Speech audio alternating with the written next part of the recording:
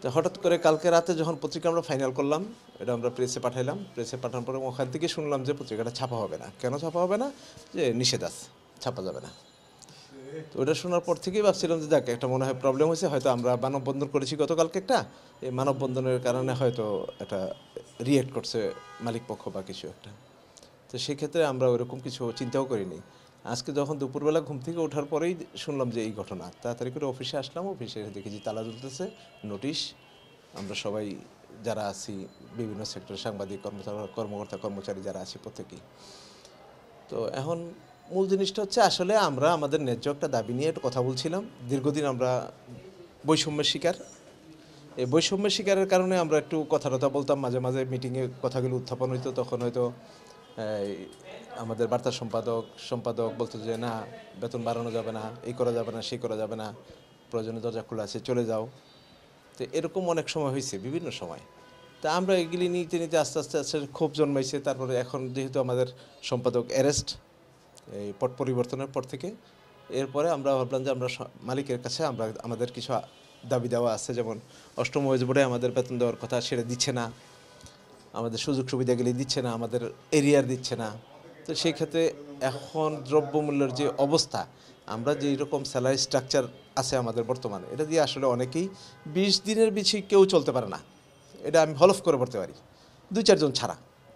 তো সেই ক্ষেত্রে আমরা আমাদের অষ্টম ওয়েজ বোর্ডের বাস্তবায়ন, আর এর মধ্যে একটা ঘটনা ঘটে গেছে। গত 30 নভেম্বরে আমাদের 8 জন প্রতিনিধি সাবের ভাইয়ের সাথে কথা বলছেন। তো কথা বলার সাবের ভাই ওখান থেকে বলছে আমি একটু খরচ টরচ কমাই, আপনারা পত্রিকাটা চালান, আমি অনলাইনটার দিকে মনোযোগ দিচ্ছি, আর প্রিন্ট মিডিয়াটা চলতে থাকবে যেভাবে চলে আর কি, এইভাবেই। তা আমাদের দাবি ছিল আমাদের বেতন অষ্টম ওয়েজ বোর্ডে পূর্ণ বাস্তবায়ন করতে হবে এরিয়ার হিসেবে। আর যেহেতু একটা পত্রিকা এখন একটু বিজ্ঞাপন আমাদের অনেক কমে গেছে, এক সময় প্রচুর বিজ্ঞাপন পেতাম। গত 15 বছরে বড় কাগজ যে বিজ্ঞাপন পেয়েছে, আমার ধারণা কোনো পত্রিকা এত বিজ্ঞাপন পায়নি। তো সেই ক্ষেত্রে আমাদের ওই ব্যবস্থাটা কোনো আমাদের কোনো নিজেদের কোনো উন্নতি হয়নি। কয়েকজনের হয়েছে, শ্রমিকদের কারো হয়নি। হয়েছে ধরেন সম্পাদক, আমাদের বার্তা সম্পাদক, আমাদের অ্যাডমিনের চিফ, আমাদের অ্যাকাউন্টসের চিফ, আমাদের বিজ্ঞাপনের চিফ, এই কয়েকজন। আর কারো এরকম কোনো ব্যবস্থা থাকে নাই। সেই 7টায় আসি, রাত 3টা-4টায় বাসায় চলে যাই। ছাপা শেষ, পত্রিকা ডিস্ট্রিবিউশন করার পরে চলে যাই। তা আমাদের কালকের অবস্থা কি, কালকের যখন মানববন্ধনটা এখানে হলো অফিসের সামনে, ওই মানববন্ধনের একটা নিউজ আমাদের পত্রিকায় যাওয়ার কথা ছিল এবং গেছেও, পত্রিকায় গেছে। এবং এখান থেকে আমাদের ম্যাটার আরামবাগে সিটিভিতে পাঠানো হয়।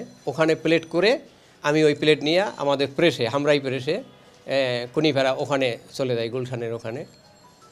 যাওয়ার পরে এখন প্লেট তারা ধরতে আসে না, প্রেস ম্যানেজার, তার যারা কর্মচারী, তারা মেশিন ইনচার্জ, তারা প্লেট ধরতেছেন। কি হয়েছে আপনাদের, প্লেট ভাঙেন না কেন, প্লেট মেশিনে লাগেন না কেন? কেন বোর্ডের কাগজ ছাপা হবে না, ছাপা বন্ধ। কে আপনারা বলছে? প্রেস ম্যানেজার জিজ্ঞেস করলাম, কে আপনারা বলছে? বলো উপর থেকে এই আছে, অর্ডার আছে, বোর্ডের কাগজ ছাপা যাবে না। আর একটা কথা বললো যে বোর্ডের কাগজের কাছে আমাদের 4 লক্ষ টাকা বাকি আছে, এই টাকা না দিলে আমরা ছাপবো না। এই কথাটা আবার বলছে। আসলে এটা কোনো যৌক্তিক কথা না। ওইসব দিবসগুলোতে একদিনেই 10 লাখ 15 লাখ টাকার বিজ্ঞাপন ছাপা হয়েছে। আমি হিসাব করে দেখছি গড়ে 1 কোটি টাকার বিজ্ঞাপন প্রতি মাসে ছাপা হয়েছে। বাট এগুলা করতে যে আনন্দও লাগছে, আবার খুব কষ্ট পাইছে এই জন্যে যে এত টাকা বিজ্ঞাপন ভোরের কাগজ ছাপাচ্ছে, কিন্তু আমরা বেতন পাচ্ছি 12,000, 14,000, 15,000 টাকা, যে টাকা দিয়ে আমাদের সংসার চলে না, সংসারে টানাপোড়ান চলে। আমার ওয়াইফ একটা ব্যাংকে জব করে, যদিও ছোট, তারপরেও সে এই কথাটা তার হাজব্যান্ড যে বেতন পায়, এই কথাটা সে তার অফিস কলিগদের বলতে পারে না। তার অফিসের কলিগরা বলে তোমার হাজব্যান্ড একজন সাংবাদিক, কারণ পত্রিকায় চাকরি করা বা মিডিয়াতে চাকরি করলেই সবাই মনে করে যে সাংবাদিক। আসলে আমি জেনারেল সেকশনে, তো বলে যে তোমার হাজব্যান্ড একজন পত্রিকার সাংবাদিক আর তুমি এখানে এই পোস্টে চাকরি করো কেন, তোমার তো এমনিতেই হয়ে যাওয়ার কথা, পত্রিকা তো অনেক সুযোগ সুবিধা। তো এই প্রশ্নের উত্তর সেও দিতে পারে না, আমিও বলতে পারি না যে এখানে কি হচ্ছে। কারণ আমরা যতবারই বিভিন্ন সময় বিভিন্নভাবে আমাদের ঊর্ধ্বতন কর্তৃপক্ষকে জানানোর চেষ্টা করছি যে এই বেতন দিয়ে আমরা চলতে পারতেছি না, আমাদের জন্য কিছু করা যায় কি না।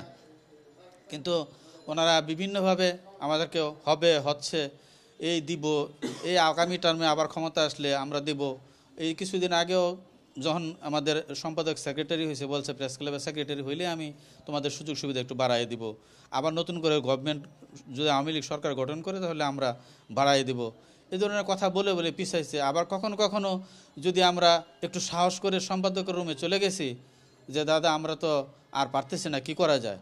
একজন লোক 20 বছর 25 বছর চাকরি করার পরে একটা প্রতিষ্ঠানের কর্ণধারের কাছে গিয়ে যখন এরকম একটা আকুল আবেদন করে তখন তার উচিত হচ্ছে তার শরীরে ঘা মুছে দিয়ে হয়তো বলা যে আমি তো পারতেছি না, পারলে সবারটাই করব, না হইলে তো আর তোমার জন্য একা তো আমার পক্ষে কিছু করা সম্ভব না। কিন্তু সেই কথা না বলে উনি বলছে দরজা খোলা আছে, তুমি যদি এর চেয়ে ভালো কোনো সুযোগ পাও তুমি চলে যেতে পারো, কোনো সমস্যা নাই। অর্থাৎ আমাদেরকে চাকরির ভয় দেখানো হয়েছে, এমনকি আমাদের বাক স্বাধীনতা করে নেওয়া হয়েছে। আমরা কোনো কথাই বলতে পারতাম না এই অফিসের মধ্যে।